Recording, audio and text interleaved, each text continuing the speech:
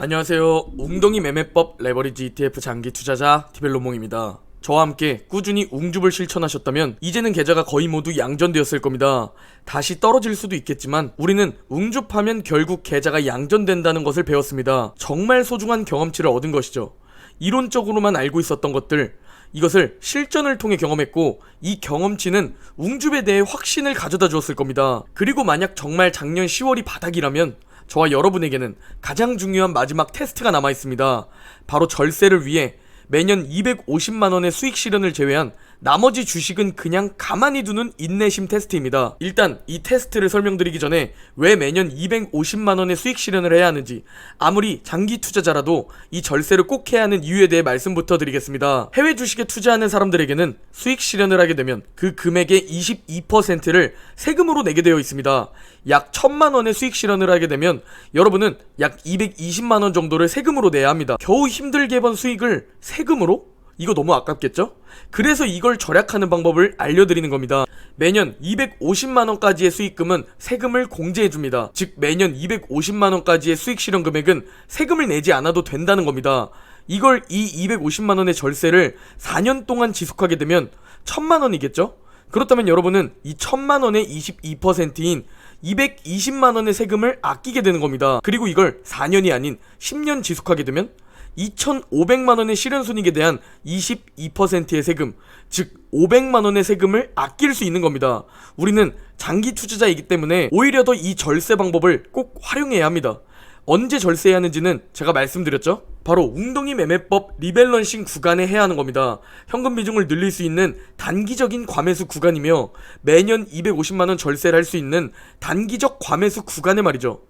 물론 올해 말 지금보다 더 상승해 있을 것이다 라는 생각이라면 그때까지 기다리셔도 됩니다. 다만 저는 예측은 무의미하다고 생각되기 때문에 웅덩이 매매법 리밸런싱 구간이 왔을 때 매년 250만원의 수익 실현을 통해 절세를 매년 지속해 나갈 계획입니다.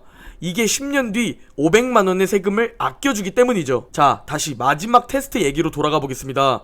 저와 여러분은 이제 계좌가 양전되었습니다. 벌써 약 2천만원의 수익이 생긴 상황입니다. 불과 몇 개월 전 마이너스 7천만원이었는데 가만히 보유하며 웅덩이에서 용기 낸 덕분에 많은 개인 투자자분들이 숏에 물려있고 여전히 비중을 높이지 못한 지금 이미 2천만원 수익이 발생되었습니다. 나스닥이 전고점을 회복한다면 제 계좌는 플러스 1억 원이 되게 될 겁니다. 그렇다면 우리에게 가장 중요한 건 앞으로 플러스 구간에서 절대 매도하지 않는 겁니다. 매년 250만원을 제외한 나머지 주식은 어떤 일이 있어도 보유를 선택해야 한다는 겁니다. 이번에 여러분 느끼셨을 겁니다. 예측해서 팔았다면 혹은 5월에 팔아라 라는 매스컴에 팔았다면 올해 가장 큰 상승을 하나도 못 누린다는 것을 말이죠. 이론적으로는 오를 때 상승도 먹고 내릴 때 하락도 먹는 게 가장 좋지만 그것은 이론일 뿐 실전에서는 불가능하다는 것을 느끼셨을 겁니다. 오늘 이 마지막 테스트를 얘기해드릴 때 마젤란 펀드의 이야기를 해드리려고 합니다. 피터 린치의 마젤란 펀드는 단 한 번 1987년을 제외하고 매년 S&P 500 시장 수익률을 능가한 펀드입니다. 얼마나 위대한 펀드였는지 알 수 있고 그냥 저곳에 돈을 넣어두기만 하면 경제적 자유를 이루었다는 사실을 알 수 있죠. 13년 동안 누적 수익률이 무려 2700%이며 연평균 수익률이 무려 29.2%입니다. 무조건 경제적 자유를 이루었을 것 같은데요. 그렇다면 피터 린치의 마젤란 펀드를 선택한 투자자들은 정말로 모두 경제적 자유를 이루었을까요? 예상과는 반대로 참으로 아이러니하게도 무려 50% 이상의 마젤란 펀드 투자자들이 손해를 봤다는 겁니다. 본전도 아닌 손해 말이죠. 아니 마젤란 펀드는 단 한 번도 매해 수익률이 마이너스로 내려간 적도 없는데 무조건 플러스로 매해 수익률을 기록한 펀드인데 절반 이상의 투자자들이 손해를 봤다는 겁니다. 이게 바로 우리의 마지막 테스트와 연결됩니다. 실제로 역사상 가장 위대한 펀드에 투자를 해도 대부분의 투자자들은 수익률이 매우 높았던 고점에 돈을 넣고 수익률이 부진할 때 돈을 빼버렸다고 합니다. 우리의 투자와 반대되는 올랐을 때 뒤늦게 줍줍하고 웅덩이에 겁먹고 팔아버리는 오줍 웅팔, 이걸 했던 겁니다. 그냥 가만히 인내심을 가지고 진정한 자산가 마인드를 가지고 최대한 오래 자산을 보유해야 하는데 대부분의 투자자들은 주식 투자를 하는 마인드가 마치 갬블링, 도박처럼 한다는 겁니다. 이거 샀다가 팔고 저거 샀다가 또 팔고 트레이딩 마인드를 가지고 있다면 절대 부자가 될 수 없는 시스템입니다. 그렇다면 우리는 자산가들이 어떤 행동을 하는지 살펴봐야 합니다. 자산가들은 정말 가끔 현금 비중을 늘리지만 거의 대부분의 자산은 그대로 보유합니다. 오히려 자산을 계속 늘리는 작업을 지속하죠. 이제 여러분은 제가 말씀드릴 마지막 테스트가 뭔지 이해되셨을 겁니다. 여러분은 이제 수익률, 수익금을 바라보면서 최대한 이게 높게 오를 때까지 인내하며 버티고 또 버텨야 한다는 겁니다. 제 주식 계좌 1차 목표에 대해 항상 말씀드립니다. 제 1차 목표는 주식 계좌 10억입니다. 현재 약 2억 5천만 원의 주식 계좌가 앞으로 제 월 소득과 함께 주식시장이 상승하면 곧 4배 정도 더 불어나 10억을 달성하게 될 겁니다. 우리의 최소 목표는 수익률 10배입니다. 이건 최대 목표가 아니라 최소 목표입니다. 장기 투자자라면 10배는 기본입니다. 그 이상을 바라보고 20배는 노려야 하는 것이죠. 그게 여러분에게 자유와 여유를 주는 겁니다.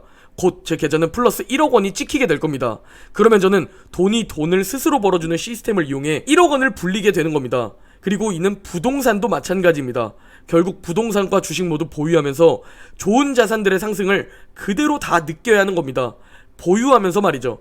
절대 매도하지 말고 최대한 오래 보유하면서 결국 미국 주식과 한국 부동산은 오른다는 강한 확신을 가지고 누가 최대한 오래 버티느냐의 싸움입니다. 저는 끈기, 성실함은 자신이 있습니다.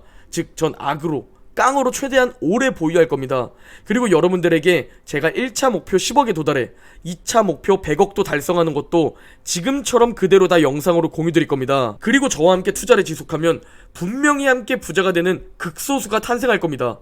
확신을 가지고 최대한 오래 보유하는 것, 이것이 만약 바닥을 찍었다면 여러분과 저에게 남은 마지막 과제입니다. 만약 경기 침체와 함께 떨어질 수도 있겠죠? 그러면 우리는 웅줍하면서 수량도 늘리고 평단가도 낮춰서 오히려 좋다는 경험을 얻었으니 마지막 위기를 기회로 잡는 극소수가 되어 더 빠르게 10억, 20억에 도달하는 투자자가 되면 되는 겁니다. 이게 바로 진정한 오질 웅줍입니다. 오르면 계좌가 상승하니까 좋고 떨어지면 또 줍줍해서 투자금을 늘릴 수 있어서 좋고 이러나 저러나 마음 편한 투자, 이게 10년 혹은 그 이상 지속하게 되었을 때 진정한 경제적 여유, 자유를 얻게 될 겁니다. 그러려면 끈기와 인내심이 필요하겠죠. 제가 앞장서서 그 끈기와 인내심으로 어떻게 부자가 되는지 보여드리겠습니다. 그러니 함께 가시죠. 오늘 영상은 여기까지입니다. 모두 행복한 하루 보내시고 그럼 내일 영상에서 뵙겠습니다.